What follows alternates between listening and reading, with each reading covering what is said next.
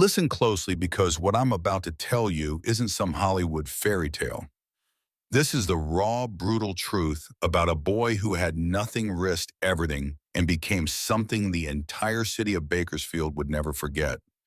This is the story of how an invisible ghost became an untouchable phantom, and how one act of courage in a dirty alleyway changed the balance of power in a town that had forgotten what justice looked like. Bakersfield, California, October 14th, a Tuesday that would be etched into the city's memory forever.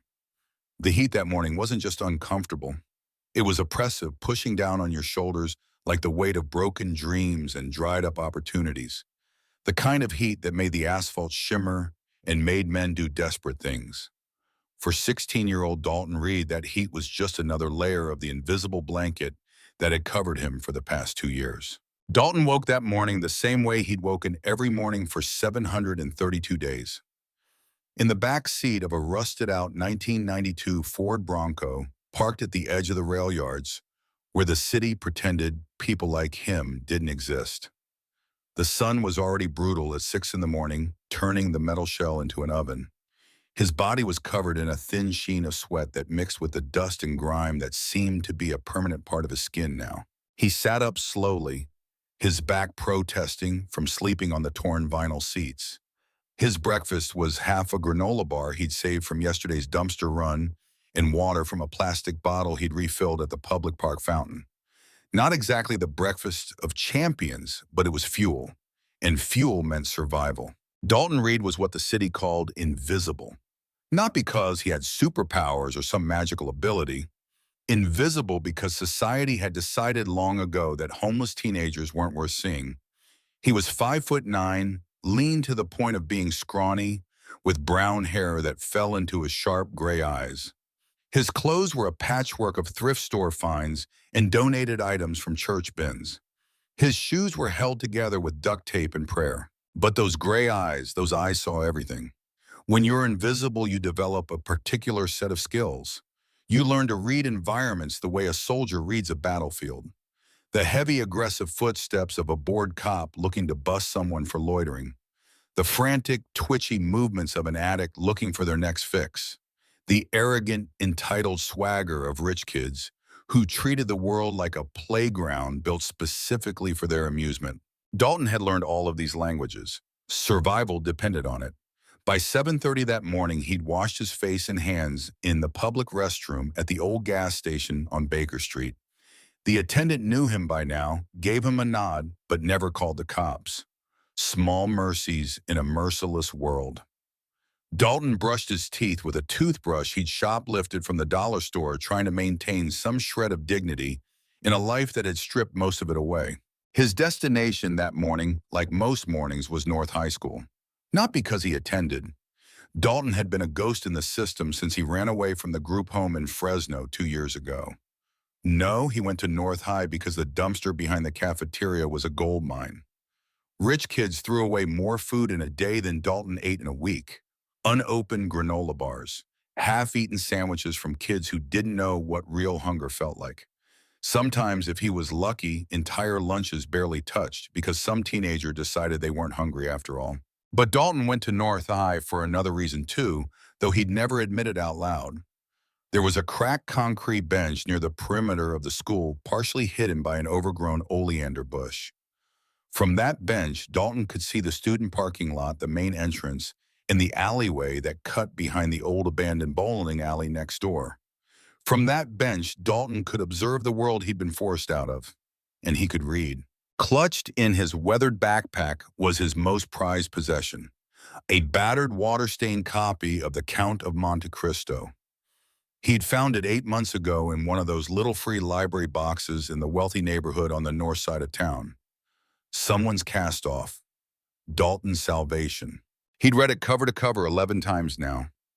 The story of Edmond Dantes, the sailor who was wrongly imprisoned, who spent years planning his escape, who transformed himself from victim to avenger.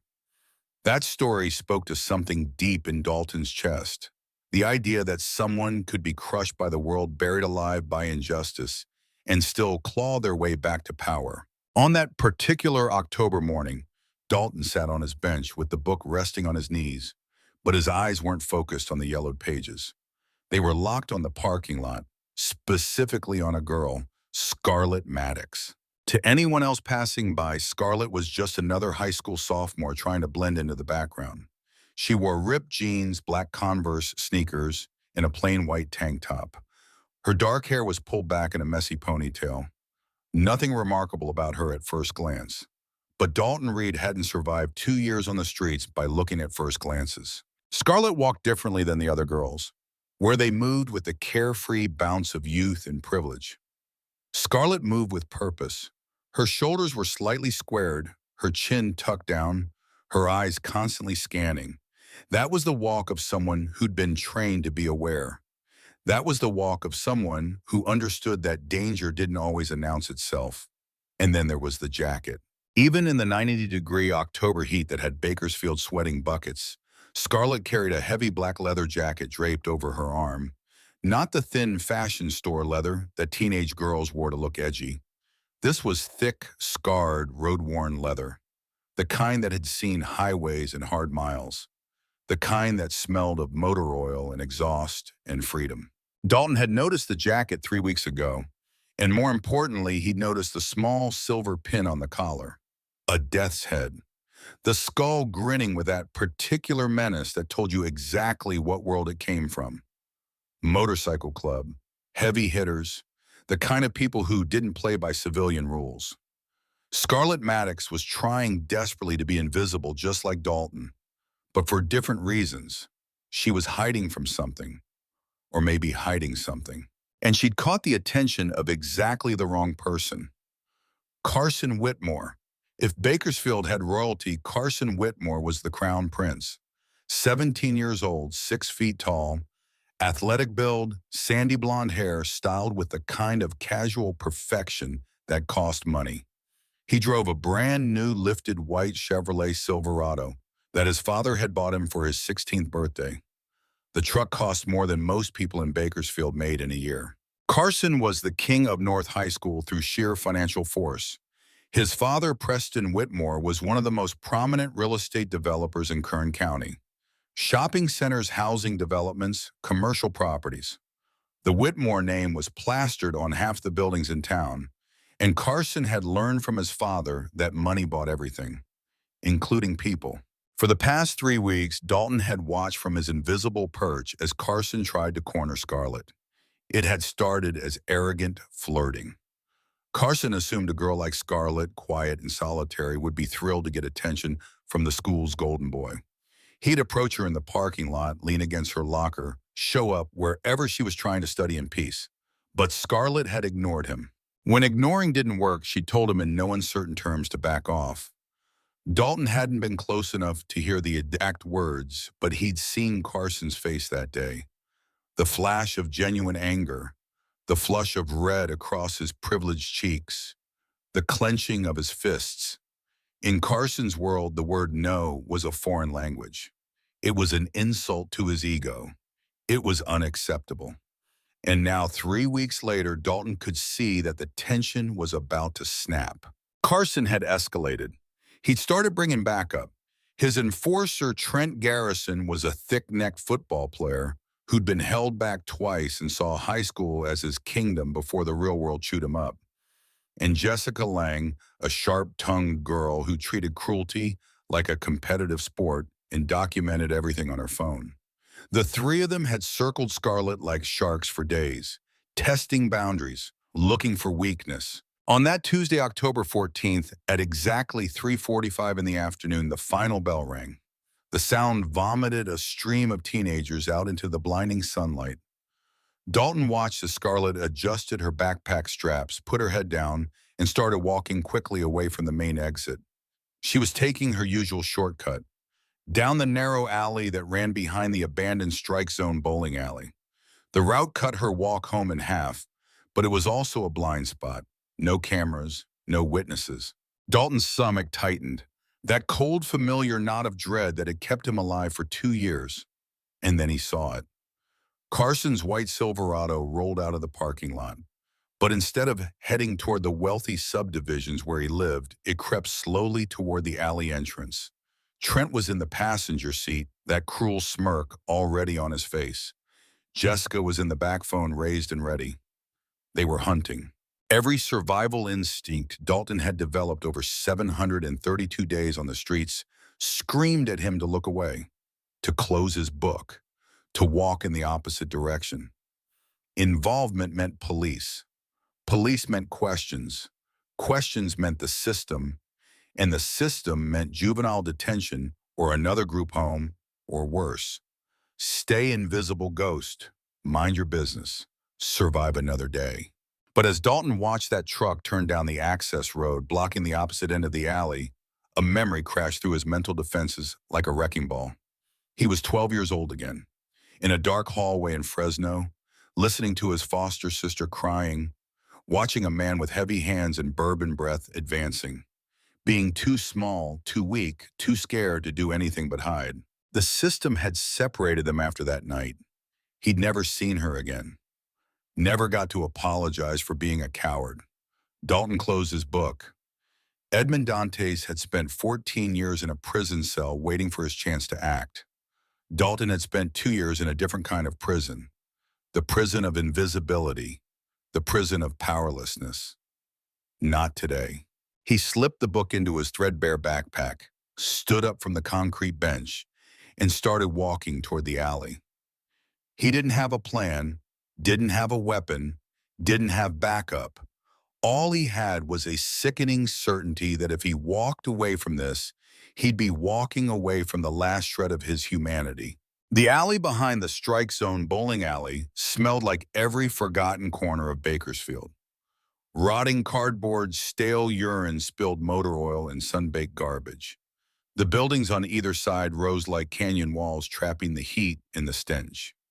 The asphalt was cracked and buckled from years of neglect, weeds pushing through like nature's middle finger to human civilization. By the time Dalton slipped quietly around the corner, pressing his back against the rough brick wall, still warm from the afternoon sun, the confrontation was already escalating. Carson had parked the Silverado diagonally, completely blocking Scarlett's path. He was leaning against the chrome grille, arms crossed, wearing that entitled smile that rich boys wore when they knew the world would bend to their will.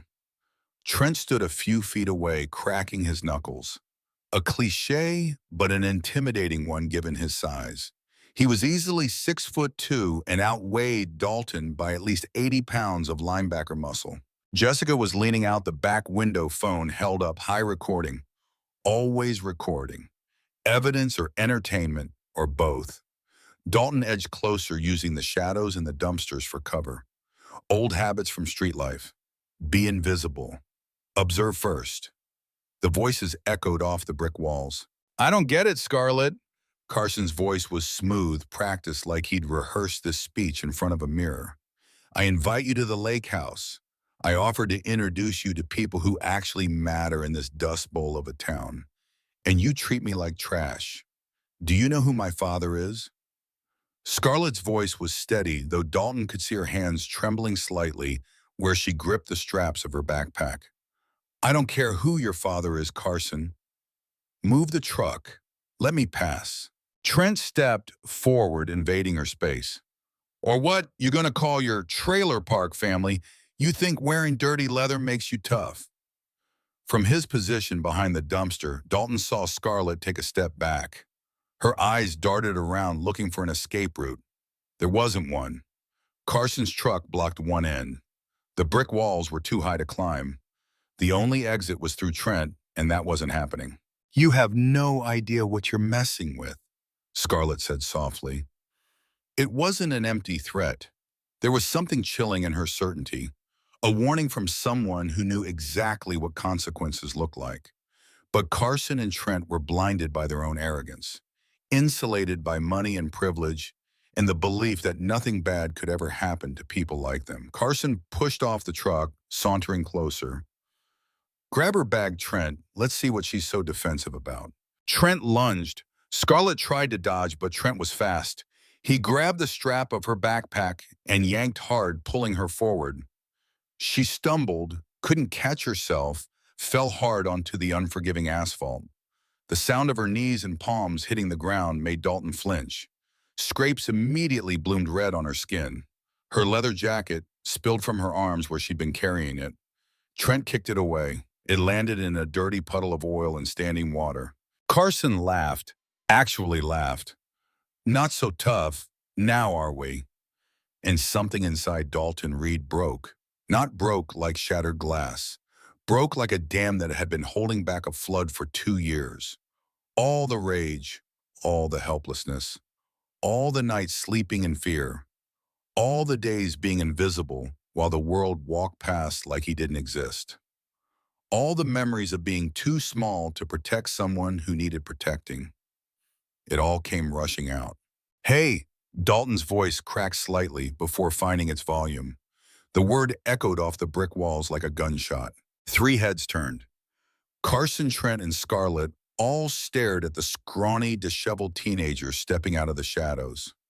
Dalton's clothes were ragged. His jeans had holes that weren't fashionable. His gray t-shirt was faded and too big. His shoes were held together with duct tape. But his fists were clenched at his sides and his gray eyes were burning with something that money couldn't buy. Conviction. "Leave her alone," Dalton said. His voice was surprisingly steady as he stepped between Scarlett and the 2 much larger boys. For a moment, there was dead silence.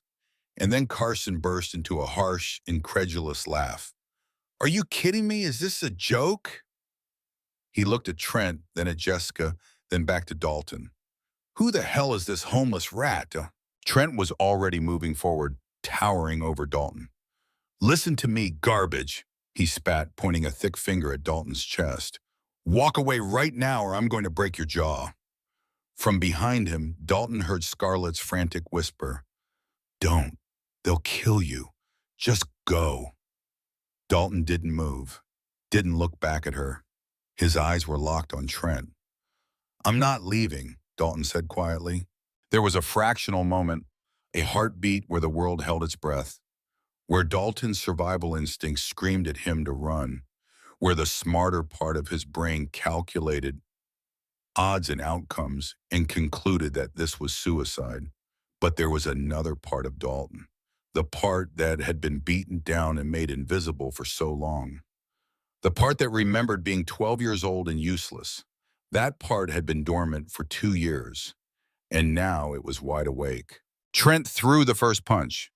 It was a heavy looping right hook, the kind of punch from someone who'd never been taught proper technique but didn't need it because he had 80 pounds of muscle behind it. Dalton saw it coming. 14 months in a Fresno juvenile detention center had taught him a few things. How to take a punch, how to slip a punch, how to survive when you were the smallest guy in the yard. Dalton ducked. The fist whistled past his ear close enough that he felt the wind of it. And then Dalton did something that surprised everyone, including himself. He swung back. It wasn't a trained punch. It wasn't a perfect punch. But it was a punch thrown with every ounce of rage and fear and desperation in Dalton's thin frame. And it connected squarely with Trent's nose. There was a satisfying, sickening crunch, cartilage and bone and shock. Trent stumbled back, hands flying to his face. Blood instantly spurted between his fingers, bright red against his pale skin. For a split second, there was dead absolute silence in that alley. Trent touched his nose, looked at the blood on his fingers, and his eyes went wide with pure homicidal rage. "You're dead," Trent roared. He didn't throw another punch. He didn't give Dalton a chance to fight. He tackled Dalton like a linebacker hitting a quarterback, driving his shoulder into Dalton's chest, slamming him back into the brick wall with a force that knocked every molecule of air out of Dalton's lungs. Dalton's vision exploded into white stars. His back screamed in protest, and then Trent had him by the shirt, throwing him to the ground. What happened next wasn't a fight. It was an execution. Trent's boot caught Dalton in the ribs. Once, twice, 3 times. Dalton heard something crack inside his chest. A white-hot, searing pain shot through his torso like lightning. He curled into a fetal position, arms wrapped around his head, trying desperately to protect his skull and vital organs, trying to survive. Get him up. Carson's voice shrill now, the veneer of calm completely shattered by the sight of blood. Hands grabbed Dalton's ragged shirt, hauling him to his knees. Dalton's vision was blurry, his head spinning. He saw Carson's fist coming, but couldn't move fast enough to dodge. The punch caught him square in the face. His nose shattered, his mouth filled with the copper taste of blood. His vision exploded again into white and red. Stop, stop it. Scarlett's scream cut through the fog. Dalton felt her try to grab Carson, her fingernails raking at his face. But Carson shoved her roughly. She hit the asphalt again hard. Stay down, bitch, Carson yelled. Another kick caught Dalton in the stomach. He dry heaved his body trying to vomit, but there was nothing in his stomach to bring up. Just pain, just agony, just the feeling of his consciousness slipping away like water through his fingers. But even as the darkness crept in at the edges of his vision, even as the pain became an ocean trying to drown him, Dalton kept his eyes open, focused, counting 60 seconds, 90 seconds, 120 seconds. He saw Scarlett scrambling toward her dropped leather jacket, not toward her phone, not toward her backpack, toward the jacket. She reached into the lining with shaking hands, tears streaming down her face as she looked at Dalton's mangled body. She pulled out a small black device, not quite a phone, not quite a radio, something in between, and she pressed a button on it. Hard, desperate. 150 seconds. Carson saw the device. For the first time, real panic cracked through his arrogance. Trent, let's go. Leave the trash, we're out of here. Trent delivered one final vicious kick to Dalton's side. The pain was so intense that Dalton's vision went completely white. He heard the sound of running footsteps, the screech of tires, rubber burning against asphalt as the white Silverado reversed wildly out of the alley and sped away. 180 seconds. Dalton had done it. 3 minutes. He'd bought her the time she needed. The alley fell silent except for the sound of Dalton's ragged, bubbling breaths. He could taste blood, feel it pooling under his face on the hot asphalt. Every breath felt like swallowing broken glass. Scarlett crawled over to him. Her hands were covered in his blood as she gently touched his face. Hey, look at me. She sobbed, her tough exterior completely shattered. Why did you do that? Why did you do that for me? Dalton tried to speak, tried to tell her it was okay, that he'd made the choice, that for the first time in 2 years he'd chosen to be visible, to matter. But all that came out was a wet, choking cough. His eyes started to roll back. The darkness wasn't creeping anymore. It was rushing in like a tidal wave. But before it took him completely, Dalton heard something that didn't make sense. Not the wail of police sirens, not the screech of an ambulance. Something else. A low, distant rumble, a vibration that seemed to shake the very foundation of the alley. A sound like thunder rolling across asphalt. The deep, synchronized roar of multiple engines. Not cars, not trucks, motorcycles. A lot of them. And then the darkness swallowed Dalton whole. The first thing Dalton registered when consciousness crawled back wasn't sight, it was smell. And it wasn't the smell he expected. If he'd been thinking clearly, he would have expected the sterile chemical stench of a county hospital. Antiseptic and bleach and that particular smell of institutional despair. But this wasn't that. This smelled of rich tobacco smoke hanging in stale air. Worn leather that had absorbed years of sweat and road dust, motor oil and gasoline. And underneath it all, the sharp tang of medical antiseptic, but not hospital antiseptic. Something cleaner, more expensive. Dalton tried to open his eyes, but his right eye wouldn't respond. It was swollen completely shut, the eyelid puffy and tight. Through the narrow slit of his left eye, the world was a blurry, dim haze of shapes and shadows. He realized he was lying on something surprisingly comfortable. Not a hospital bed, something softer. Leather, maybe a couch. He tried to sit up. Don't even think about it, kid. The voice was like gravel being crushed under a boot heel, deep resonant and entirely lacking in warmth. It carried the kind of authority that didn't ask for obedience. It commanded it. A massive hand pressed gently but firmly against Dalton's uninjured shoulder, pinning him back down against the leather. The hand alone was the size of Dalton's entire shoulder. Scarred knuckles, tattoos creeping down from the wrist. You've got 3 broken ribs, a severe concussion, a fractured orbital bone, and internal bruising that looks like you got hit by a freight train. The voice continued. So unless you want to puncture a lung, you're going to lie still and let Dr. Crane finish his work. Dalton blinked, his vision slowly clearing. The man standing over him was a giant, at least 6'4", built like a brick wall that had been covered in muscle and wrapped in black leather. He had a thick gray and black beard cropped short and meticulously maintained. His arms were completely covered in intricate faded tattoos. Military ink mixed with road ink mixed with things Dalton couldn't quite make out. The man wore a heavy black leather vest. On the front breast, Dalton could make out a rocker patch. White letters on black leather. President on top. Bakersfield on the bottom. This was Axel Maddox, Scarlett's father. Dalton's heart rate spiked. The monitor he was hooked up to started beeping faster. Easy, Axel said, not unkindly. You're safe. Safe was a relative term. Dalton let his one working eye scan the room as much as he could without moving his head. It was massive, like a converted warehouse or garage. Exposed brick walls, concrete floors that had been polished to a dull sheen. There was a long wooden bar in the background, the kind you'd see in an old Western saloon. A pool table, several motorcycles parked in neat rows, their chrome gleaming under industrial overhead lights. Men in similar leather vests moved around the space with purpose.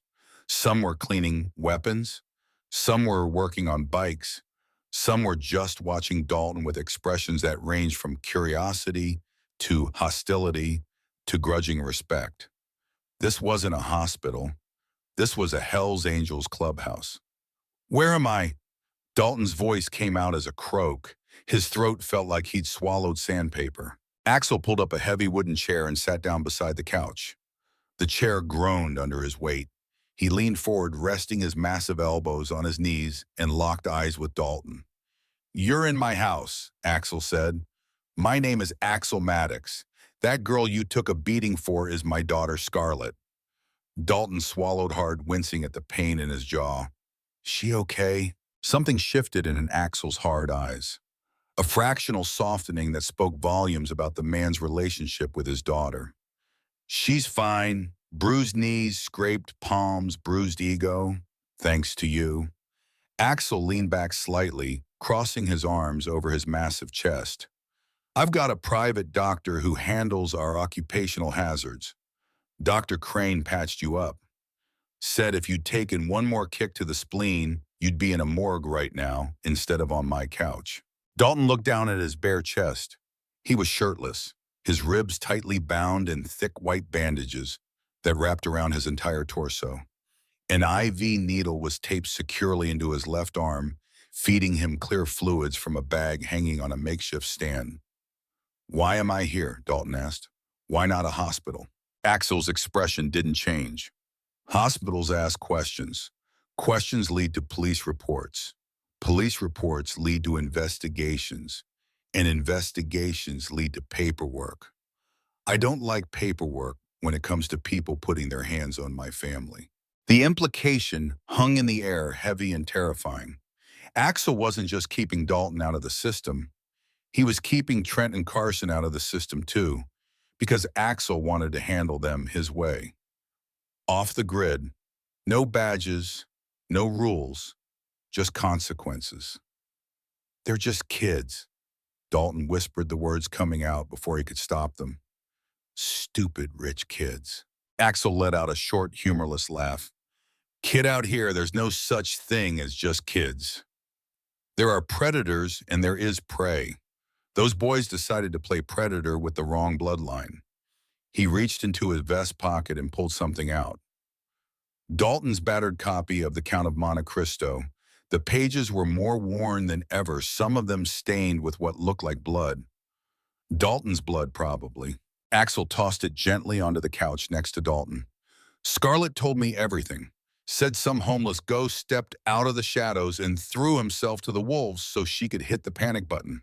Axel leaned closer, and the smell of danger rolling off him was suffocating. Tobacco and leather and violence kept on a tight leash. I had my boys do some digging while you were unconscious.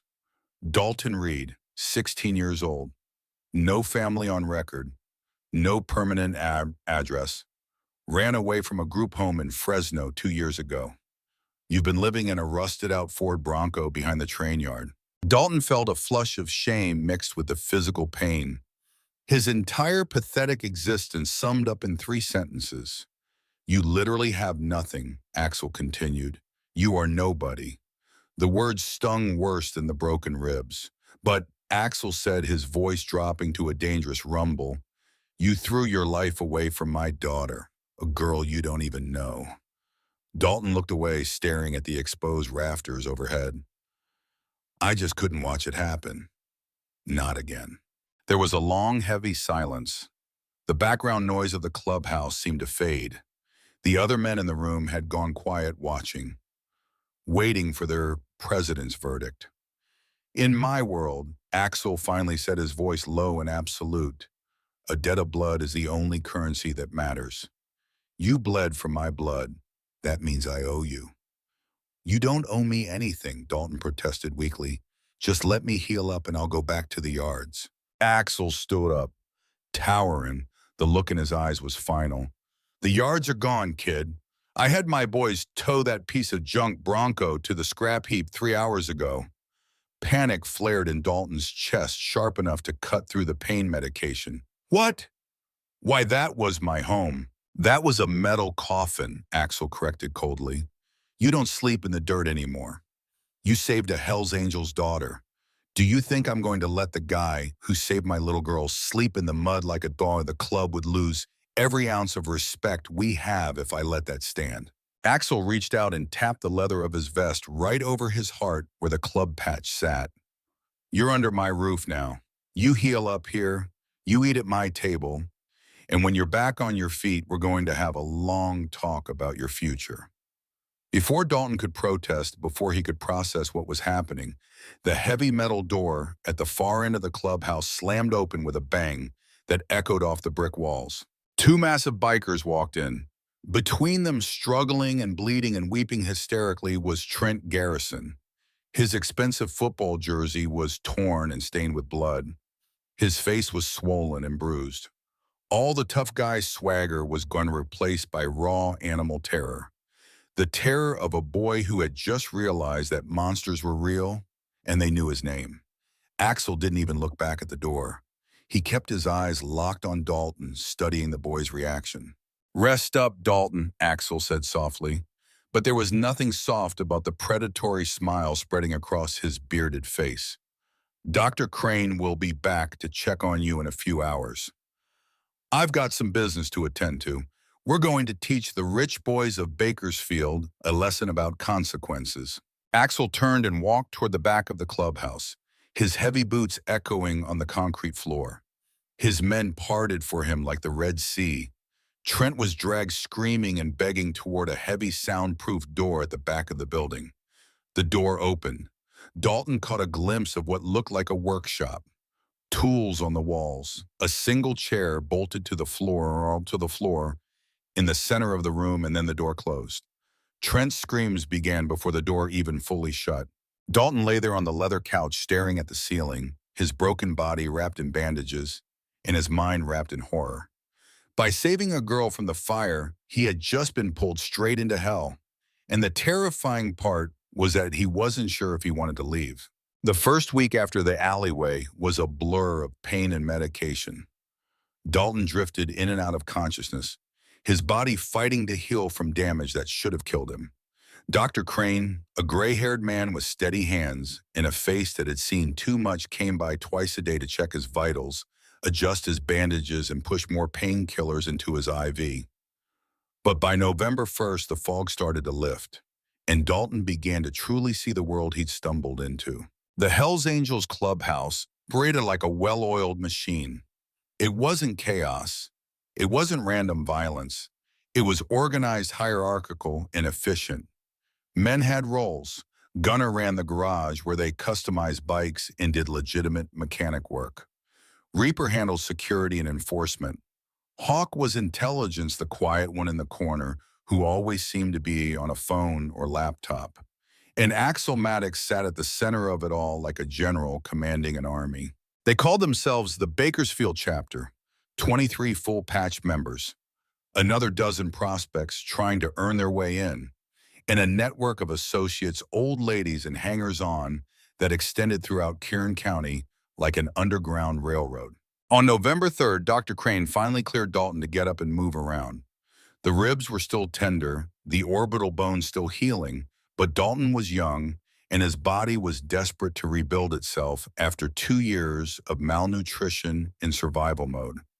Axel found him that afternoon, standing in the main garage area, watching Gunner tear down a 1985 Harley shovelhead engine. "You want to eat my food, you work," Axel said without preamble. He tossed Dalton a pair of heavy grease-stained coveralls. "Go see Gunner. Tell him you're the new shop rat." Dalton caught the coveralls, wincing as the movement pulled at his ribs. "I don't know anything about motorcycles." "Then you'll learn," Axel said. It wasn't a suggestion. Gunner was a bear of a man, easily 300 pounds, most of it muscle, buried under a layer of working man bulk. He had a wild red beard streaked with gray arms the size of tree trunks and a surprisingly gentle demeanor when he wasn't breaking bones for the club. "Your ghost," Gunner asked, not looking up from the engine block he was inspecting. Dalton corrected. "Nah," Gunner said, finally looking at him. "You're ghost now. That's what Axel calls you. That's what the club calls you. Might as well get used to it." The name stung at first, a reminder of what he'd been, invisible, forgotten. But as the days passed, Dalton began to understand that the club didn't use it as an insult. They used it with a kind of rough respect, the ghost who stepped out of the shadows, the phantom who couldn't be ignored. Dalton's job for the first week was simple: sweep the concrete floors, organize tools, clean parts in solvent baths, fetch coffee. The grunt work that every new guy had to do to prove they weren't above getting their hands dirty. But Dalton didn't just work. He watched. He observed. He learned. When you've spent 2 years invisible on the streets, you develop a particular skill set. You learn to read people, to anticipate patterns, to see the small details that everyone else misses. And Dalton brought all of those skills to the garage. He noticed that Gunner always organized his socket wrenches from smallest to largest, left to right. So Dalton started organizing them that way before Gunner even asked. He noticed that the shop tended to run low on brake fluid every Thursday, so he made sure it was restocked on Wednesday. He noticed which bikes belonged to which members, what their maintenance schedules were, what parts they preferred. By November 5th, Gunner had stopped treating him like a shop rat and started actually teaching him how to gap spark plugs, how to adjust carburetor mixtures, how to bleed brake lines, how to read the sound of an engine and know exactly what was wrong. Dalton absorbed it all like a sponge. He had a mind that remembered everything. Photographic memory, the counselors at the group home had called it. A gift that had done him absolutely no good on the streets, but suddenly became invaluable in the garage. Scarlett visited him every day. At first, the visits were awkward. She'd bring him plates of hot food, steak and mashed potatoes and thick stews prepared by the club's old ladies, the women who'd married into this life or grown up in it. She'd set the food down and sit in the corner, staring at her hands, not quite knowing what to say. Dalton didn't push.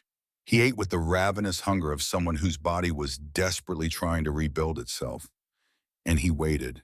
It was on November 6th, a Tuesday afternoon, exactly 3 weeks after the alleyway, that Scarlett finally broke the silence.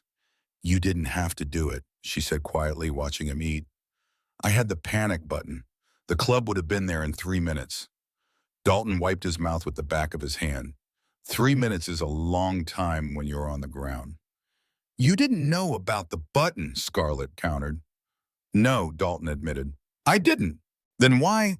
Scarlett looked up, her dark eyes piercing him. Everyone else at that school just walks past me. They pretend I don't exist because they're terrified of my dad.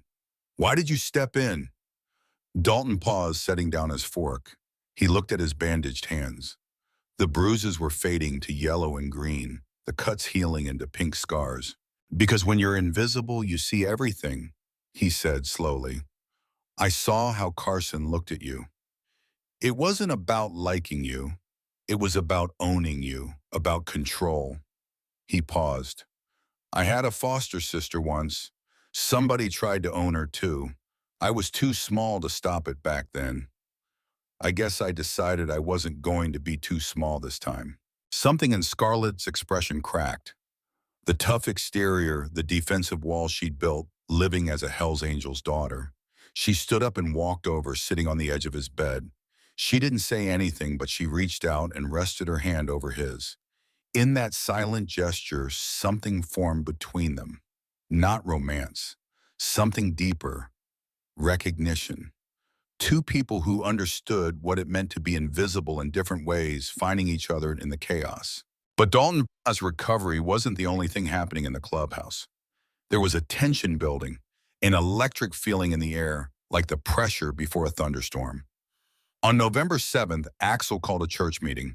That was what they called it when the full patch members gathered in the private room at the back of the clubhouse to discuss club business. Prospects weren't allowed. Outsiders definitely weren't allowed. But Dalton had been cleaning in the hallway outside when the meeting started. And when you're invisible, people forget you're there. They forget that ears can hear through doors. Axel's voice muffled but clear. Trent Garrison is in the hospital. Permanent nerve damage to his right hand. His football scholarship is gone. His family is terrified. They're not talking. Another voice, Reaper probably. And the other one, Carson Whitmore. Missing, Axel said. There was dark satisfaction in his tone. Hasn't been seen at school in a week. Word is his father Preston has him locked down in their mansion. The boy's scared out of his mind. Good, someone else said. Let them be scared. But then Axel's voice changed, became harder. Preston Whitmore isn't going to take this lying down. He's one of the richest men in Bakersfield. He owns half the commercial real estate in this county. The fact that we put his son in hiding and destroyed his attack dog is going to eat at him. Men like Preston don't forgive. They retaliate. Let him try, someone said. We've dealt with bigger threats than some real estate developer. Don't underestimate him, Axel warned. Rich men don't fight with fists. They fight with money. And money can buy things we can't. The meeting continued, but Dalton had heard enough. He slipped away, his mind already turning. Already calculating. That night, Dalton lay in his new room, a small space off the main clubhouse that had been converted for him, and thought about what came next. He wasn't going to waste this second chance at life being passive, being saved. He was going to become something more. On November 8th, everything changed. Axel found Dalton in the garage watching Gunnar rebuild a transmission. Ghost, church room, now. Dalton followed Axel into the private meeting room. It was the first time he'd been invited inside. The walls were covered in club memorabilia, patches from other chapters, photos of members past and present. A long wooden table dominated the center of the room, carved with initials and burn marks from years of use. The full patch members were there, 23 hard men in leather, all watching Dalton with varying degrees of interest and skepticism. Axel gestured to an empty chair. Sit. Dalton sat. Axel remained standing, pacing at the head of the table. Preston Whitmore owns a custom bike shop on the east side. Competition to our legitimate business. They've been undercutting our prices, poaching our customers, spreading rumors that our work is substandard. We've known this for months, Reaper said. What's changed? What's changed, Axel said, is that I'm tired of playing defense. It's time to send Preston a message. Show him that protecting his son has consequences. He looked directly at Dalton. Ghost here is going to help us plan our first strike. The room went silent. 23 pairs of eyes turned to stare at the 16-year-old kid in the two big coveralls. With all due respect, Prez, one of the older members, said, the kid's been here a week. He doesn't know how we operate. He knows something more valuable, Axel said. He knows how to be invisible in this city. He survived 2 years on these streets. He knows back alleys, access points, blind spots that we don't. And I've been watching him in the garage. The kid's got a brain. Axel turned to Dalton. You talk about wanting to earn your keep. Prove it. Plan the hit on Whitmore's bike shop. Dalton's heart hammered in his chest. This was a test. Pass, and he'd earn real respect. Fail, and he'd be just another charity case taking up space. He thought about it for exactly 30 seconds. Then he stood up and walked to a map of Bakersfield pinned to the wall. Whitmore's shop is here, Dalton said, pointing to a location on 4th Street. Main entrance faces the street, security cameras cover the front. Alarm system wired to private security, not police. 2 exits, front door and rear loading dock. How do you know all this? Someone asked. I used to sleep in the alley behind that building, Dalton said simply. 6 months ago, before I found the Bronco, I know the owner comes in at 6 a.m. I know the night cleaning crew leaves at midnight. I know there's a 45-minute window where the building is empty. He traced a route on the map. We don't go through the front. We come through the storm drain system. There's an access point 3 blocks away. The tunnels run under 4th Street. There's a grate in the alley behind the shop that's been broken for months. Nobody's fixed it because nobody thinks about storm drains. The room was silent now, listening. We go in at 1 a.m., Dalton continued. Small team, 3 people max. We bypass the rear door using a crowbar on the loading dock hinges. Once inside, we hit the insurance pressure points, spark the electrical panel to make it look like faulty wiring, set a slow chemical fire using paint thinner and accelerants from their own supply closet. By the time it's detected, we're back in the tunnels and gone.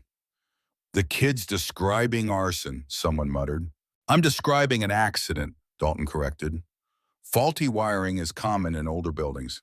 Insurance will pay out. Whitmore loses his investment, his competition edge, and his reputation. And there's no evidence pointing back here. Axel was smiling, that predatory, dangerous smile. Who leads the team? Every survival instinct in Dalton's body screamed at him to stay quiet, to let someone else take the risk. But he'd spent 2 years being invisible, being safe, being nothing. I do, Dalton said. I know the route, I know the building, I lead. Gunner let out a low whistle. Reaper actually laughed. Kid's got balls. Axel studied Dalton for a long moment. You're still healing. 3 broken ribs? They're broken whether I use them or not, Dalton said. I can move, I can think, I can lead. Axel nodded slowly.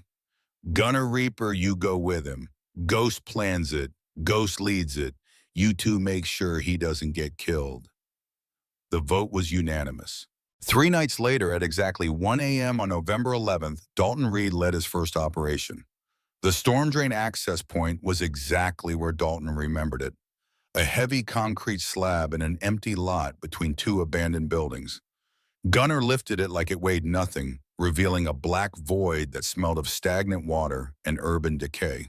Dalton went first, lowering himself into the darkness with a flashlight clenched between his teeth. His ribs screamed in protest, but he ignored them. Pain was temporary. Respect was everything. The tunnel was 4 feet in diameter, concrete and rust in the accumulated filth of decades. Water trickled along the bottom, never quite deep enough to be dangerous, but enough to soak through their boots. Dalton moved through the darkness with the confidence of someone who'd slept in worse places. Behind him, Gunner and Reaper followed their larger frames, struggling with the tight space. But they didn't complain. They'd been told to follow the ghost lead, and that's what they were doing. Dalton counted his steps. 37 paces to the first junction. Turn left, 52 paces to the second junction. Turn right, 18 paces to the broken grate. The grate was exactly as he remembered. Rusted one corner completely separated from its frame, just wide enough for a human body to squeeze through. They emerged in the alley behind Whitmore's custom cycles. The building loomed above them, dark and silent. No lights, no movement, just the hum of the electrical panel and the distant sound of late-night traffic. Dalton moved to the loading dock. The hinges were external, just like he'd remembered. Gunner produced a crowbar and went to work. 3 minutes later, the door swung open silently. Inside, the shop smelled of motor oil paint and money. Rows of custom motorcycles in various states of completion. Expensive parts lined the shelves. This wasn't just a business. This was Preston Whitmore's pride. Dalton moved with surgical precision. He'd memorized the plan down to the second. Reaper went to the electrical panel and used a screwdriver to create a short circuit, sparking wires in a way that would look like natural deterioration. Gunner gathered paint thinner and acetone from the supply closet, positioning the accelerants near the electrical panel where the spark would eventually reach them. Dalton set the timing mechanism, a simple battery-operated igniter wired to a cheap kitchen timer purchased with cash at a hardware store 30 miles away. Untraceable. The fire would start 90 minutes after they left, long enough for them to be far away, soon enough that the building would be empty. 18 minutes after entering, they were back in the storm drains. 23 minutes after entering, they were emerging 3 blocks away. The grate replaced no evidence they'd ever been there. At 3:47 a.m., Dalton was back in the clubhouse, showering off the stench of the tunnels. At 4:30 a.m., he was in his bed waiting for dawn. The fire was reported at 2:32 a.m. By the time the fire department arrived, the building was fully engulfed. Damage estimate $400,000. Insurance investigation concluded faulty wiring in an aging electrical system. Preston Whitmore's competition was destroyed, and nobody could prove the Hells Angels had anything to do with it. When Dalton walked into the clubhouse common room that afternoon, the patch members gave him nods of respect. Gunner clapped him on the shoulder hard enough to make him wince. Reaper actually smiled, and Axel pulled him aside. "You earned your keep, Ghost. You've got a place here as long as you want it." But the victory was short-lived, because Preston Whitmore was exactly the kind of man Axel had warned about. And rich men didn't fight fair. On November 12th, 4 days after the bike shop burned, the war truly began. The first strike came at dawn. 3 club prospects were riding Highway 99 making a routine supply run. They never saw the shooter. Just the sudden, explosive sound of high-powered rifle fire from an overpass. Tires shredded, bikes went down at 70 miles per hour, metal and flesh grinding against asphalt. All 3 survived, but barely. Broken bones, road rash, concussions. They were pulled from the wreckage and medevac to Bakersfield Memorial. The second strike came 2 days later, a drive-by shooting at the clubhouse. Not gangbangers in a lowrider.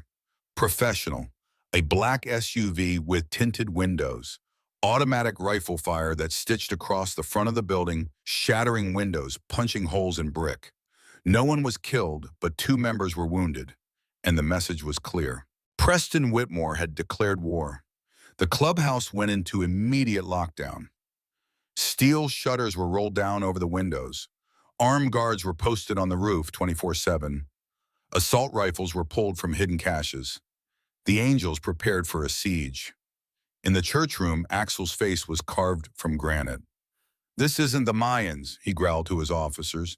"This isn't the Mongols. This is too clean, too tactical. Someone hired professionals." "Whitmore," Reaper said. "It wasn't a question." "Has to be," Axel agreed. "But we can't prove it, and we can't hit back if we don't know where to aim." That was when Dalton spoke up. He'd been sitting in the corner listening, learning, but now he'd seen something the others had missed. "I know where to aim," Dalton said quietly. All eyes turned to him. "There's been a black Escalade parked 3 blocks down from the clubhouse for the past 2 days," Dalton continued. "Same vehicle, same parking spot, tinted windows, no plates, just sitting there. Axel frowned. How do you know it's the same vehicle? Because I've been watching it, Dalton said. When you're invisible, you notice things. That SUV has been running surveillance, professional surveillance. The driver sits perfectly still for hours, never moves, never gets out, just watches. Why didn't you tell us this yesterday? Axel demanded. Because I needed to be sure, Dalton said. He reached into his pocket and pulled out a crumpled piece of paper.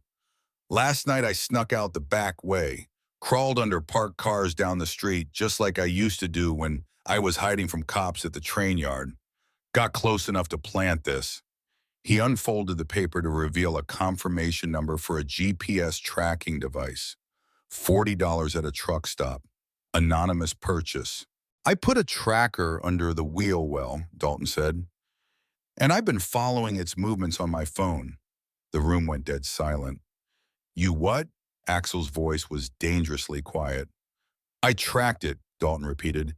The SUV leaves here at shift change, goes to the Grand Lux Hotel downtown, parks in the private garage, stays there for 8 hours, then comes back, rinse and repeat. Dalton pulled out a cheap smartphone, one of the disposable ones you could buy at convenience stores. He opened a tracking app and showed them the screen, a red dot pulsing on a map, the Grand Lux Hotel. The Penthouse suite, Dalton said. And guess who owns the Grand Lux? Preston Whitmore, Reaper breathed. Dalton nodded. He hired mercenaries, private military contractors. They're not local. They're not bikers. They're soldiers. And they're operating out of Whitmore's hotel. Axel stared at Dalton with an expression that was equal parts shock and respect. You did all this on your own, without telling anyone. I learned a long time ago that if you want to survive, you gather intelligence first, Dalton said. I wasn't going to bring you half-assed information. I needed to be sure. Gunnar let out a low whistle. Ghost just saved us weeks of investigation. But Axel was still staring at Dalton. You took a hell of a risk. I took a calculated risk, Dalton corrected. I'm good at being invisible. They never saw me. For a long moment, Axel didn't speak. Then slowly, deliberately, he smiled. You're not just a survivor, Ghost. You're tactical. You think like a soldier. He turned to address the room. Preston Whitmore wants a war. He thinks he can hire Ghost to do his dirty work. But we've got our own Ghost, and he just found their base of operations. Axel looked at Dalton. Can you get us inside that hotel? I can do better than that, Dalton said. I can draw them out. The plan came together over the next 48 hours, and it was Dalton's plan from start to finish. The mercenaries were watching the clubhouse, waiting for the angels to make a move. They expected retaliation. They expected violence. They were prepared for a frontal assault. They weren't prepared for bait. On November 20th, at exactly 9 p.m., Dalton Reed walked out of the clubhouse alone. No escort, no protection. Just a 16-year-old kid in a jacket walking through the industrial district like he didn't have a care in the world. The black Escalade followed within minutes. Dalton led them on a meandering route through streets he knew intimately, past the old factory buildings, through the maze of storage facilities, into the heart of the industrial zone where Dalton had slept rough for 6 months before finding the Bronco. This was his territory, his hunting ground. The Escalade kept its distance, professional and patient. 3 blocks back, never too close, never too far. But Dalton could feel their eyes on him, tracking, calculating. He led them deeper, into a section of the industrial zone that had been abandoned for decades. Rusted warehouses, collapsed fences, no streetlights, no cameras, no witnesses. The perfect killing ground. Dalton ducked into a narrow alley between 2 warehouse buildings. The kind of alley where homeless kids went to hide. The kind of alley where bodies were found. The Escalade stopped at the mouth of the alley. Engine idling, 4 men climbed out. Tactical gear, suppressed weapons. professional killers who thought they were hunting a scared street kid. They moved into the alley in a wedge formation. Textbook, military. Dalton was nowhere to be seen. But the Hells Angels were everywhere. They'd been in position for an hour. On the roofs, behind the dumpsters, in the warehouse windows, 20 armed bikers with a clear line of sight and orders to eliminate the threat. The first mercenary took a shotgun blast to the chest that dropped him like a puppet with cut strings. The second spun toward the threat and caught 3 rounds from Reaper's AR-15.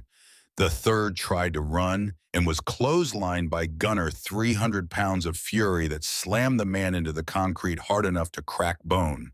The fourth, the team leader, managed to get his weapon up, managed to fire. Bullets sparked off brick and metal, but he was outnumbered and outgunned. Hawk put 2 rounds center mass and the man dropped. It was over in 18 seconds. Dalton emerged from behind a dumpster, his heart hammering, but his hand steady. He'd been invisible again. The bait that drew predators into the trap. Axel walked over, his rifle still raised, sweeping for additional threats. "You good ghost?" "I'm good," Dalton said. 3 mercenaries were dead. 1 was still breathing barely. The team leader, Gunner, hauled him up by his tactical vest and slammed him against the warehouse wall. "Who hired you?" Axel demanded, pressing his pistol under the man's chin. The mercenary, his name tag read, Devereaux, coughed blood. "Go to hell." "You first," Axel said. But Dalton stepped forward. "Let me," Dalton said quietly. Axel stepped back, curious. Dalton leaned in close to Devereaux. When he spoke, his voice was calm, almost conversational. "I spent 14 months in juvie in Fresno. I learned a lot there. Learned how to serve. Learned how to read people. Learned how to hurt people in ways that don't leave marks." He pulled out a cheap smartphone and showed Devereaux a photo, a screenshot from a Facebook page, Devereaux's wife and 2 young kids. "Your family lives in Calabasas," Dalton said softly. "Pretty house, nice neighborhood. Your daughter takes dance classes on Tuesday and Thursday. Your son plays Little League on Saturdays." Devereaux's eyes went wide with terror. "I'm not threatening them," Dalton continued. "I'm just showing you that I can find anyone. I've been invisible in this city for 2 years. I know how to disappear, and I know how to make other people disappear." He leaned closer. "So I'm going to ask you one time. Who hired you?" "Preston Whitmore," Devereaux choked out. $2 million. He wanted the club destroyed, wanted it to look like a gang war. "Where's he keeping his records?" Dalton asked. "I don't know," Devereaux gasped. "I swear, we reported to him at the hotel, Penthouse, but I never saw his files." Dalton stood up, looked at Axel. "He's telling the truth." Axel nodded, raised his weapon. Devereaux closed his eyes. "Wait," Dalton said. "Let him go." The entire alley went silent. 20 bikers stared at Dalton like he'd lost his mind. "Let him go," Dalton repeated, "with a message for Preston Whitmore. Tell him we're coming. Tell him we know everything. Tell him that if he runs, we'll find him. If he hides, we'll dig him out. And tell him that a ghost is coming for him." Axel studied Dalton for a long moment. Then slowly he lowered his weapon. "Cut him loose." Devereaux stumbled away, bleeding and broken, carrying Dalton's message. Behind him, the Angels loaded the bodies into a van. They'd be buried deep in the Mojave Desert by dawn. Back at the clubhouse, Axel pulled Dalton aside. "Why'd you let him walk?" "Because Preston needs to know we're coming," Dalton said. "Fear is a weapon. I want him terrified. I want him making mistakes. And I want him to know that his money can't protect him anymore." Axel looked at the 16-year-old kid who'd gone from homeless to tactician in less than 3 weeks. "You're thinking strategically now, planning moves ahead." Dalton nodded. "The best revenge isn't violence. It's dismantling someone piece by piece until there's nothing left." "So what's your next move, Ghost?" Dalton looked at the map of Bakersfield pinned to the wall, his eyes focused on the Grand Lux Hotel. "I'm going to infiltrate Whitmore's penthouse, alone. I'm going to find his records, his ledgers, everything he's trying to hide. And I'm going to destroy him with his own secrets. That's suicide, Axel said flatly. The hotel has security, cameras, armed guards. You can't just walk in. I'm not going to walk in, Dalton said. I'm going to be invisible. One more time. Over the next 3 days, Dalton prepared. He studied the Grand Lux Hotel from every angle. 7 months ago, before he found the Bronco, he'd slept on the steam grates on the south side of that building to stay warm during the cold nights. He knew the service entrances, knew the overnight kitchen staff propped open the back door with a cinder block so they could smoke without triggering alarms. Knew the freight elevators used for moving banquet equipment went straight to the roof access right above the penthouse. He watched the shift changes, memorized the patterns, calculated the windows of opportunity. On November 24th, Dalton presented his plan to Axel, a full infiltration, solo operation, steal Whitmore's financial records and escape before anyone knew he was there. I forbid it, Axel said. It's too dangerous. We'll wait for another opportunity. But Dalton had made up his mind. That night at 2 a.m. on November 25th, he slipped out of the clubhouse through a basement window. He left a note for Axel. Simple, direct. I'm not asking permission anymore. I'm finishing this. Trust me. Ghost. And then Dalton Reed, the invisible boy who'd become a phantom, walked alone into the heart of enemy territory to face the most dangerous gamble of his young life. The Grand Lux Hotel stood in the heart of downtown Bakersfield like a monument to everything Dalton Reed had never been allowed to touch. 24 floors of glass and steel and money gleaming under the sodium streetlights. The kind of building that had security guards who'd chase homeless kids away from the entrance. The kind of building where people like Dalton were invisible by design. But tonight, being invisible was exactly what Dalton needed. He approached from the south side, moving through the shadows with the practiced ease of someone who'd survived 2 years by never being seen. The alley behind the Grand Lux smelled familiar. Rotting garbage from the hotel kitchen, stale grease from the ventilation, and underneath it all, the faint metallic tang of the steam grates where he'd slept 7 months ago before he found the Bronco. The service door was exactly where he remembered. Heavy steel marked employees only. And just like 7 months ago, the overnight kitchen staff had propped it open with a concrete cinder block. They never learned. Minimum wage workers sneaking cigarette breaks, thinking no one would notice a door left ajar in the middle of the night. Dalton slipped through the gap. The corridor beyond was narrow and institutional. Concrete floors, fluorescent lights, the smell of industrial cleaning products. This was the hotel that guests never saw. The machinery that kept luxury running smoothly. He moved quickly but carefully, staying close to the walls, his gray eyes constantly scanning for cameras. There were blind spots in any security system. You just had to know where to look. The freight elevator was at the end of the corridor, exactly where it had always been. A massive cargo lift used for moving furniture, banquet supplies, equipment. No security camera pointing at it because no one imagined a threat would come through the service areas. Rich people never thought about the invisible infrastructure that supported their comfort. Dalton pressed the call button, waited. His heart hammered against his healing ribs, but his hands were steady. He'd made the choice to come here alone, to prove he was more than someone to be protected, to prove he could finish what he started. The elevator arrived with a dull ding that echoed in the empty corridor. Dalton stepped inside. The control panel went all the way to the roof access. Floor 25, one level above the penthouse. He pressed the button and the doors slid shut.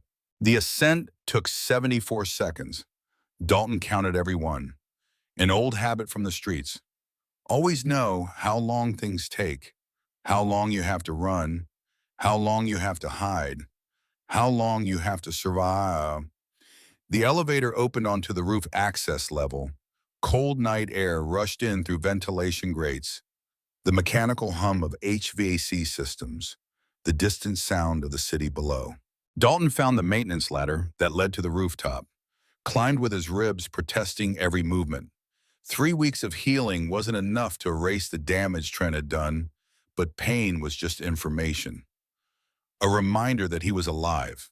The rooftop was a maze of air conditioning units, satellite dishes, and service equipment. And beyond it all, the glass skylight that looked down into Preston Whitmore's penthouse. Dalton crouched at the edge of the skylight, looking down into luxury he'd never experienced. Leather furniture, marble floors, art on the walls that probably cost more than most people made in a lifetime. The penthouse was massive, occupying the entire top floor. Living room, dining area, multiple bedrooms, branching off hallways he couldn't see. And there in the main living room, pacing back and forth with a crystal glass of scotch in his hand, was Preston Whitmore himself, 52 years old. Silver hair styled with expensive product. Custom suit even at 2:30 in the morning. The kind of man who treated the world like a business transaction. But he wasn't alone. Sitting on one of the white leather couches, hunched over and miserable, was Carson Whitmore, the golden boy who'd ruled North High School like a king, the arrogant teenager who'd ordered Trent to hurt Scarlett, who'd laughed while Dalton was beaten nearly to death. Carson didn't look like a king anymore. He looked like a scared kid who'd been locked in a tower by a father who couldn't protect him from the consequences of his actions. Dalton studied the layout. The skylight was reinforced glass designed to let light in but keep everything else out. But there was a terrace, a private outdoor space accessible through sliding glass doors from the living room. And terraces needed maintenance access. It took Dalton 8 minutes to find the service ladder that led down to the terrace level. The lock on the access door was commercial grade, but Dalton had learned a few things in juvie about locks. A bent paper clip in patience could open almost anything if you understood the mechanism. 12 minutes later, Dalton was standing on Preston Whitmore's private terrace 50 stories above Bakersfield, with nothing but a sliding glass door between him and his target. The door was locked. Of course it was locked, but Dalton had counted on that. He pulled out a small pry bar stolen from the clubhouse garage, slid it into the door frame, and applied pressure. The lock mechanism was designed to keep people from opening the door from outside, but the frame itself was just aluminum. Expensive aluminum, but aluminum nonetheless. The door popped open with a soft click that seemed impossibly loud in the quiet night. Dalton froze, waited, listened. No alarm, no shouts, just the muffled sound of Preston's voice from the living room arguing with someone on the phone. Dalton slipped inside. He was in a hallway that branched off the main living area. Dark, quiet. He moved like the ghost they called him, staying low, staying silent. Preston's voice carried from the living room. Angry, desperate. I don't care what it costs. I want that clubhouse burned to the ground. I want Axel Maddox humiliated. Do you understand I don't pay you $2 million to fail? Silence. Someone on the other end of the phone responding. The mercenaries are dead. Preston's voice rose. All of them. How is that possible? More silence. Then hire more. Hire an army if you have to. I will not be intimidated by a pack of criminal bikers. Dalton edged closer. The hallway opened into what looked like a private study. Dark wood furniture, built-in bookshelves, a massive desk with a laptop and scattered papers, and on the wall behind the desk, barely visible in the dim light from the living room, a painting. Expensive art in an expensive frame. But Dalton had learned something in the 7 months he'd slept on steam grates below this building. Late at night when Preston thought no one could see him, he'd stand at the windows of his study, and sometimes very late, he'd open a safe hidden behind that painting. Dalton moved to the painting, lifted it carefully off its mounting, and there it was, a wall safe, digital keypad, 8-digit code. This was where most people would fail. Safes like this were designed to be impenetrable without the combination. But Dalton had an advantage. He'd seen Preston open this safe. 7 months ago, sleeping on a steam grate, looking up at the lit windows above, watching a rich man move through his nightly routine.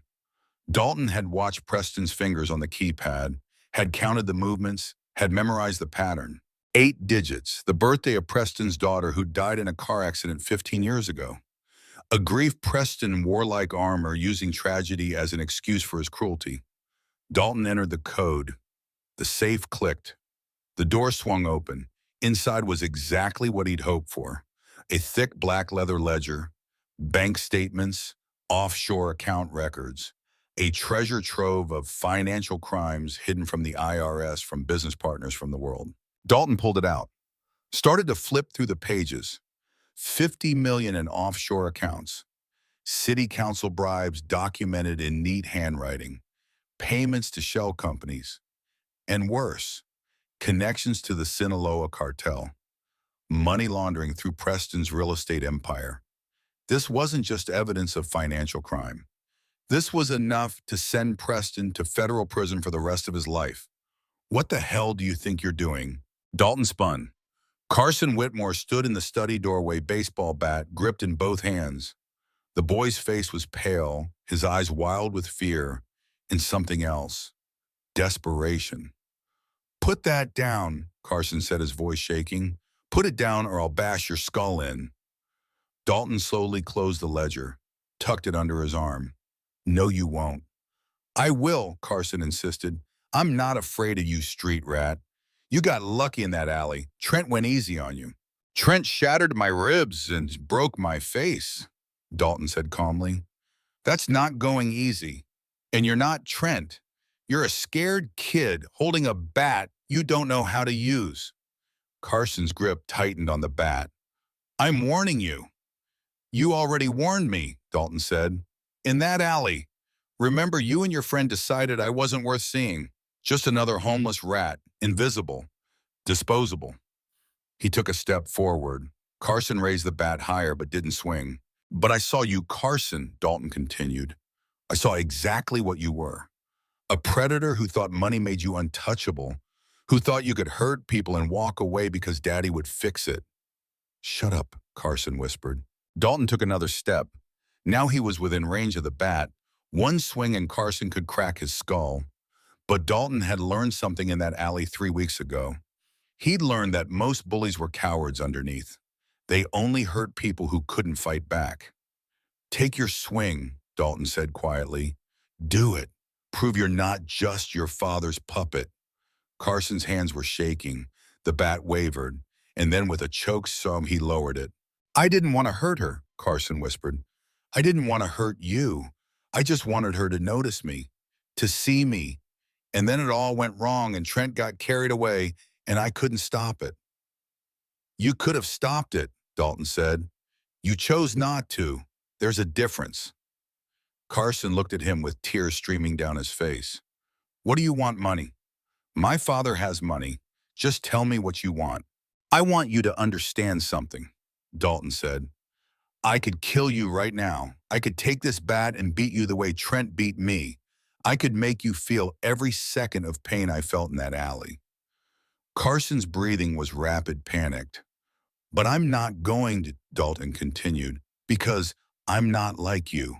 I don't hurt people for fun. I survive. And right now, you're not worth the energy." He moved past Carson toward the doorway. Carson didn't try to stop him. But as Dalton reached the hallway, Preston Whitmore stepped out of the living room, a chrome-plated handgun aimed directly at Dalton's chest. "Give me the ledger," Preston said. His voice was cold, controlled, the voice of a man who'd made hard decisions before. "Give it to me or I put a bullet in your homeless heart and call it self-defense." Dalton stopped. For a moment, every instinct screamed at him to run, to drop the ledger and escape, to survive. But then he thought of what he'd learned.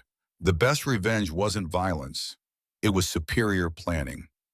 Dalton smiled. It was a cold smile that didn't reach his eyes. "Shoot me," he said calmly, "and the FBI gets emailed copies of every page in this ledger." Preston's finger tightened on the trigger, but he didn't fire. "You're bluffing." "Am I?" Dalton pulled out his cheap smartphone with his free hand, showed Preston the screen. An email draft, addressed to the FBI field office in Los Angeles. Attached files, photos of every page of the ledger. I took pictures while you were on the phone, Dalton said, and I set up an automated send. If I don't enter a cancellation code in the next 20 minutes, the email goes out. So pull that trigger, Preston. End me and watch your empire burn. Preston's hand wavered. You're just a kid, just some homeless trash. I'm the homeless trash who outsmarted your $2 million mercenaries, Dalton said. I'm the trash who infiltrated your fortress. I'm the trash who just stole your entire life. He took a step forward.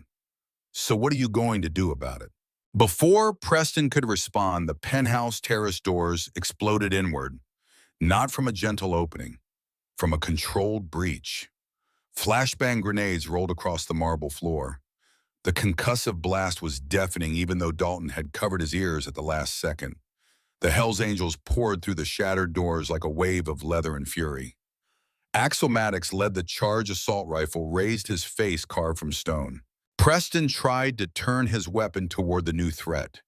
Reaper fired first. A single shot that hit Preston's hand, the bullet destroying bone and sending the chrome pistol clattering across the floor. Preston screamed, clutching his shattered hand. Within seconds, the penthouse was secured. 8 angels spread throughout the space, weapons trained on every corner. Carson was forced to his knees. Preston was yanked to his feet, blood streaming from his hand. Axel walked over to Dalton, his eyes blazing with anger and something else. Respect. I told you not to come here alone, Axel said. I left you a note, Dalton replied. A note isn't permission.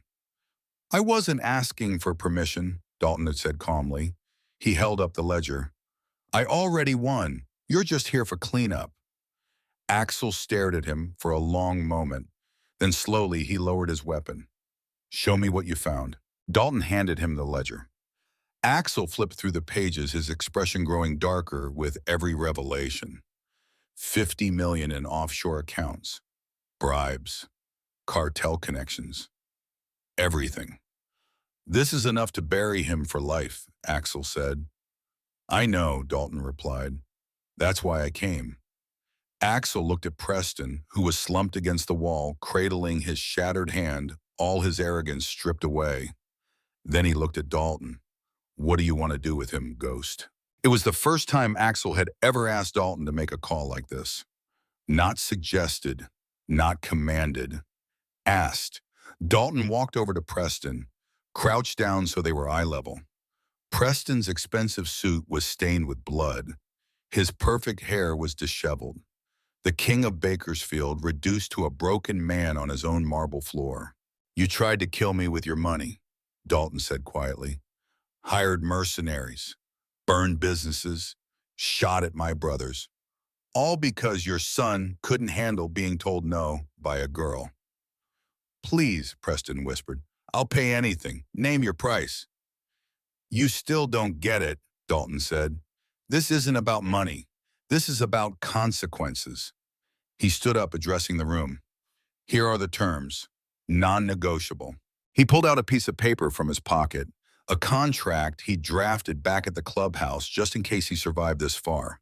You're going to sign over 35% of Whitmore Development Corporation to a shell LLC controlled by the club.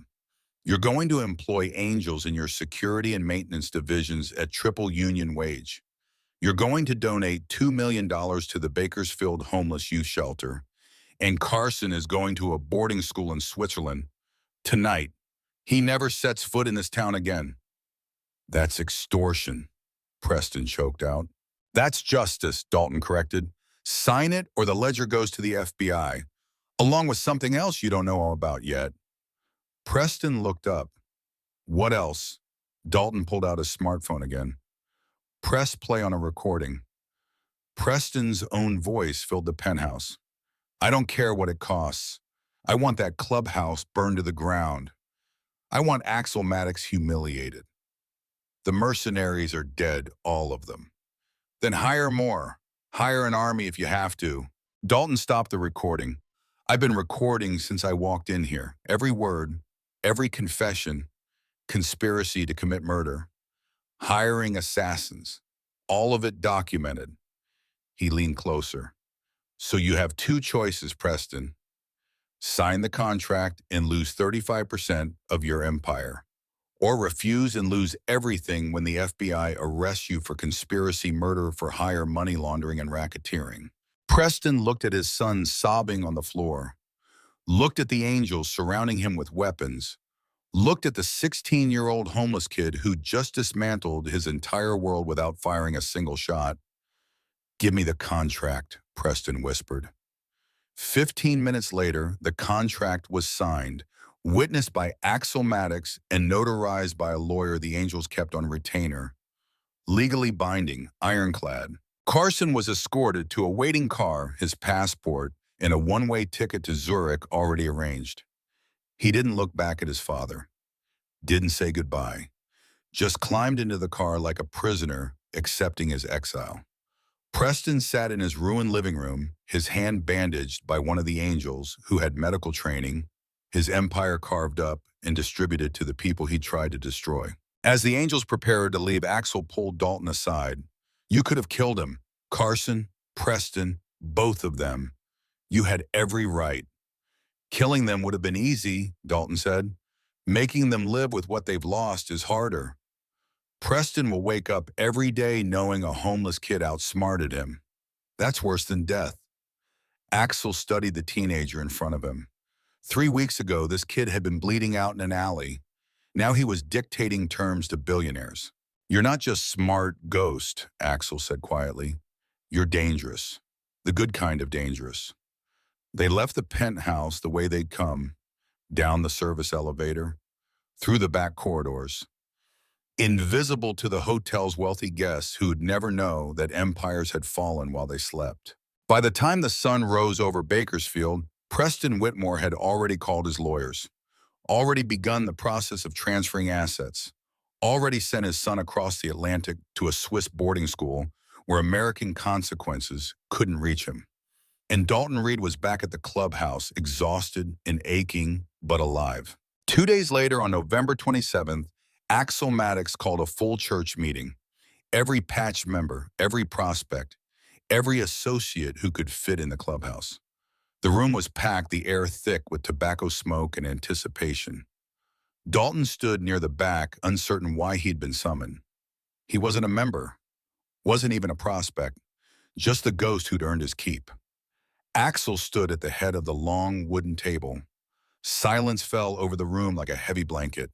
3 weeks ago, Axel began, his voice carrying the weight of absolute authority. "My daughter was cornered in an alley by predators. She should have been hurt, should have been violated, should have been traumatized." The room was dead silent. "But a ghost stepped out of the shadows," Axel continued. "A homeless kid with nothing to his name. No reason to care. No reason to risk his life. And he took a beating that would have killed most grown men, just to buy my daughter 3 minutes." Axel's eyes found Dalton in the crowd. "That kid is Dalton Reed. Most of you know him as Ghost. And over the past 3 weeks, he's proven that he's more than just a survivor. He's a tactician, a strategist. He led the hit on Whitmore's bike shop. He tracked mercenaries we didn't even know were there. He infiltrated a fortress alone and came back with the weapon that destroyed our enemy." Axel reached under the table and pulled out a leather vest. Not just any vest. A cut, perfectly sized, black leather scarred from road miles. And on the back, arched across the shoulders in white stitching, "Property of Bakersfield." On the front, over the left breast, a patch that read simply "Ghost." The room erupted, not in chaos, in a low, rolling thunder of approval, fists pounding on tables, men shouting, the sound of a brotherhood recognizing one of their own. Axel held up the vest. "In my world, blood isn't who gave birth to you. Blood is who bleeds for you, who stands when others run, who fights when others surrender." He walked through the crowd toward Dalton. Every eye in the room followed him. "Dalton Reed, you don't sleep in the dirt anymore. You don't eat from dumpsters. You don't hide in the shadows. You're one of us now. You wear our colors. You ride under our protection. And God help anyone who tries to hurt our ghost." He held out the vest, Welcome to the family, brother. Dalton's hands shook as he reached out and took the heavy leather. It smelled of road dust and motor oil and belonging. He slipped it over his shoulders. It fit perfectly. The clubhouse exploded. Men who'd been skeptical 3 weeks ago were now clapping Dalton on the back. Gunner wrapped him in a bear hug that nearly cracked his healing ribs all over again. Reaper clasped his hand in a warrior's grip. Scarlet pushed through the crowd and hugged him tight, tears streaming down her face. "You did it," she whispered in his ear. "You became somebody." "I became me," Dalton corrected softly. The celebration went on for hours. Music shook the walls. Beer flowed. The smell of roasting meat filled the air. For the first time in 2 years, Dalton Reed ate until he was full, laughed until his face hurt, belonged. Late that night, when most of the brothers had gone home or passed out, Dalton found himself alone in his room. The small space off the main clubhouse that had been converted for him. But it wasn't small anymore. Wasn't temporary. It was home. He sat on his bed, still wearing the leather cut, and picked up his battered copy of The Count of Monte Cristo. The pages were more worn than ever, stained with blood and sweat and survival. He opened to the final chapter. Edmond Dantes' last words to the young couple he'd saved. Wait and hope. But Dalton had learned something deeper. You didn't just wait and hope. You acted. You planned. You survived. And when the moment came, you seized it with both hands and refused to let go. There was a knock on his door. Axel stepped in without waiting for an answer. "Can't sleep," Axel asked. "Too much adrenaline," Dalton admitted. Axel sat down in the chair by the window. "I need to tell you something about what happens next." Dalton closed his book. Waited. "You're not going to be muscle," Axel said. "You're not going to be an enforcer. You're too smart for that. Too valuable." He leaned forward. "I want you to be our strategist, our planner, the brain that keeps the brawn from making stupid mistakes." "I'm 16, Dalton said. "I don't even have a high school diploma." "You've got something better," Axel replied. "Street smarts, survival instincts, the ability to see patterns other people miss. That's worth more than any degree." Dalton thought about it, about the life he'd been offered. Not just protection, not just shelter, purpose. "What about school?" he asked. "We'll get you a G on tutor," Axel said. "You'll study, you'll learn, but you'll do it while working for us. Fair deal." Dalton looked down at his vest, at the ghost patch over his heart. Fair deal. Axel stood to leave, but at the door he paused. "You know what the difference is between you and most people, Dalton?" "What?" "Most people spend their whole lives being invisible. You chose to become visible. On your terms. That takes courage most men never find." After Axel left, Dalton lay back on his bed, staring at the ceiling. Tomorrow the world would wake up to news that Preston Whitmore was under FBI investigation, that his business empire was crumbling, that his son had vanished to Europe. Tomorrow the streets of Bakerfield would whisper about the homeless kid who'd risen from nothing to stand with the angels. Tomorrow Dalton Reed would wake up with a purpose, a family, and a future. But tonight he was just a 16-year-old kid who'd survived hell and come out the other side stronger. He closed his eyes. For the first time in 2 years, he slept without fear, without cold, without hunger. He slept like someone who'd finally found home. 3 months later, spring came to Bakersfield. The brutal heat gave way to warm winds and blooming oleanders. The city moved on as cities do, forgetting tragedies and scandals in favor of new dramas. Preston Whitmore was indicted on 17 counts of money laundering, tax evasion, and conspiracy to commit murder. His legal team had filed 37 motions to dismiss, all denied. The trial was set for September. The king of Bakersfield would face justice in a federal courtroom, and the newspapers were already calling it the biggest white-collar crime case in Kern County history. Carson never returned from Switzerland. Scarlett showed Dalton an email she'd received from her former classmate. Brief, formal, But it ended with two words Dalton hadn't expected: thank you. For what? Dalton had asked. For not killing him, Scarlett replied, for showing him consequences without destroying him completely. Dalton thought about that, about mercy, about the difference between revenge and justice. On a warm April morning, Axel called Dalton into the church room. The full patch members were already seated around the long wooden table. Gunner, Reaper, Hawk, and 20 others. Men who'd once looked at him with skepticism now met his eyes with respect. Ghost, Axel said, gesturing to a chair at the table. Not the corner, not the observer's seat. A full position at the table. So, we've got three legitimate businesses now. The garage, the security company, and the construction contracts we acquired from Whitmore. I want you to coordinate operations. Make sure we're not stepping on our own dicks. Dalton stood, 16 years old, wearing his ghost-cut dressing men twice his age with decades of experience. He pulled out a folder he had been preparing for the past week. Here's the problem. Dalton began opening the folder and spreading papers across the table. We're running three separate businesses like three separate entities. No communication, no efficiency. We're leaving money on the table and creating vulnerabilities. He laid out organizational charts, flow diagrams, a reorganization plan he drafted. We cross-train between divisions, share resources, streamline accounting.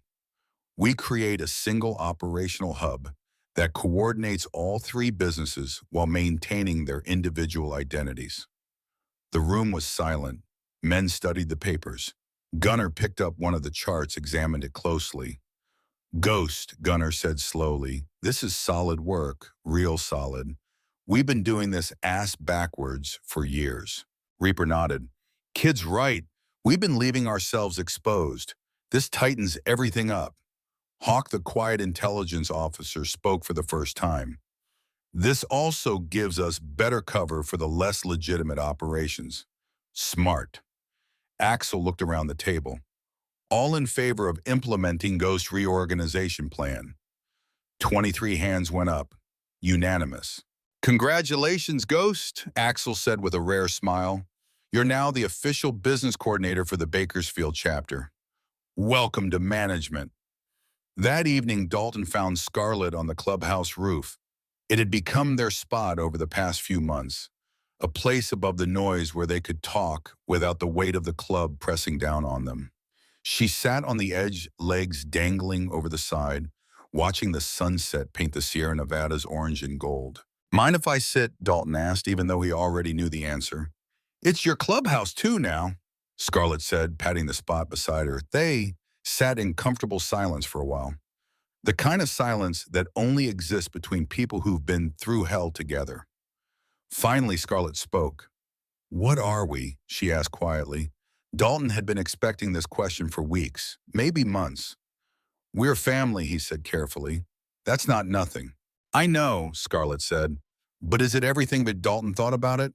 About the girl who'd been the catalyst for his entire transformation, who'd visited him every day while he healed, who'd held his hand when the nightmares came, who'd taught him that being visible didn't mean being alone. Right now, he said, choosing his words carefully, family is everything I need. Maybe someday it becomes more, but I don't want to rush it. I don't want to mess it up by forcing something before we're ready.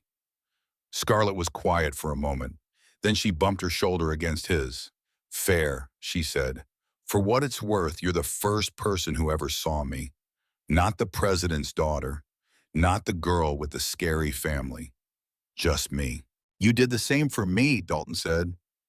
Made me visible. We made each other visible, Scarlett corrected.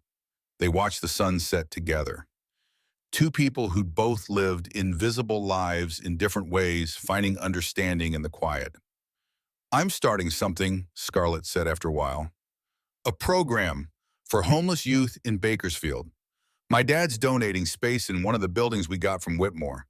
I want to create a safe place, food showers, resources, maybe even some beds. Dalton looked at her. That's incredible. I'm calling it Ghost House, Scarlett said. If that's okay with you, because you showed me that invisible people matter. That they're not ghosts we should ignore. They're people who need to be seen. Dalton felt something tight in his chest. I'd be honored. The next day, Dalton did something he'd been planning for weeks. He rode his Harley to the rail yards, to the exact spot where the rusted Ford Bronco had sat for 2 years. A different vehicle occupied the space now, a 1998 Honda Civic with a shattered windshield and 2 flat tires. And sleeping in the back seat was a kid, maybe 14 or 15, thin, dirty, invisible. Dalton saw himself in that car. He pulled a paper bag from his saddlebag. Inside, 2 thick sandwiches from the clubhouse kitchen, wrapped carefully, a bottle of water, $60 in cash, a cheap prepaid phone with important numbers programmed in, and his old battered copy of The Count of Monte Cristo. On the inside cover, Dalton had written a message. To whoever finds this, you're not invisible. You're just waiting for your moment. When it comes, be brave. When you're scared, be smart. And remember, the best revenge is becoming someone they can never ignore. If you need help, call the number in this phone. Ask for Ghost House. Someone who was you once. Dalton set the bag carefully on the hood of the Civic. Quietly, gently. The kid inside didn't stir. As Dalton rode away, he glanced in his mirror, saw the kid emerge from the car, sleepy and cautious. Pick up the beam, wouldn't read the note. Dalton didn't stop, didn't turn around, just kept riding. The cycle continued, invisible to visible, victim to survivor, alone to family. 3 weeks later, Dalton received a call on his clubhouse phone, a nervous teenage voice. Is this Ghost House? It is, Dalton said. You found the bag. Yeah, I don't know if this is real. It's real, Dalton assured him. Come to the address I gave you. Bring the phone. We'll get you fed, cleaned up, and figure out next steps. No cops, no system. Just help. The kid showed up 2 hours later, 14 years old, living in his dead mother's car for 3 months. Dalton recognized that hollow look in his eyes, the look of someone who'd learned to be invisible. Scarlett met them at Ghost House, fed the kid, got him a shower and clean clothes, listened to his story without judgment, and Dalton thought about how far he'd come, from that rusted Bronco to this moment, from invisible ghost to visible phantom, from nobody to somebody who mattered. On a perfect May afternoon, Dalton Reed cruised down Highway 99 on his 1987 Harley Sportster, the bike he'd rebuilt himself in Gunner's garage, bolt by bolt, wire by wire, gasket by gasket, earned through 600 hours of sweat and learning and proving himself. His ghost cut caught the wind, the leather already picking up the scars of the road, oil stains from garage work, wear marks from riding, the patina of a life lived fully. Scarlett rode beside him on her own bike, a sleek black softail she'd customized herself. Not girlfriend, not just friend, family, and maybe something more eventually. But for now, family was enough. Behind them, 20 motorcycles roared in formation. His brothers, Gunner with his wild red beard whipping in the wind, Reaper with his cold efficiency, Hawk with his quiet intelligence, and Axel Maddox leading the pack, the president who'd given a homeless kid a second chance at life. The highway stretched out endless and free. The Sierra Nevada mountains rose in the distance, snow-capped peaks against a blue sky. The heat of Bakersfield was behind them. Ahead was just road and possibility. Dalton thought about Edmond Dantes one last time, the Count of Monte Cristo, who'd waited 14 years in a prison cell for his chance at revenge and redemption. Dalton had only needed 6 weeks. But the lesson was the same. The best revenge wasn't violence, it was transformation. It was becoming someone your enemies couldn't ignore, couldn't dismiss, couldn't erase. Dalton Reed was no longer the boy who slept in abandoned cars and ate from dumpsters. He was no longer invisible. He was the ghost of Bakersfield, tactical, strategic, dangerous in all the right ways, and most importantly, free. As the last rays of sunlight gleamed off his chrome exhaust pipes and the synchronized thunder of 20 engines echoed across the valley, Dalton smiled, not the smile of someone who'd won a fight, the smile of someone who'd won himself back. He'd been invisible long enough to see everything the world tried to hide. And now that he was visible, he'd use that vision to help others step out of the shadows. The ghost who refused to disappear, the phantom who changed the rules, the boy who became legend. Dalton Reed had found his place in the world. He'd found his family. He'd found his purpose. And nothing would ever make him invisible again.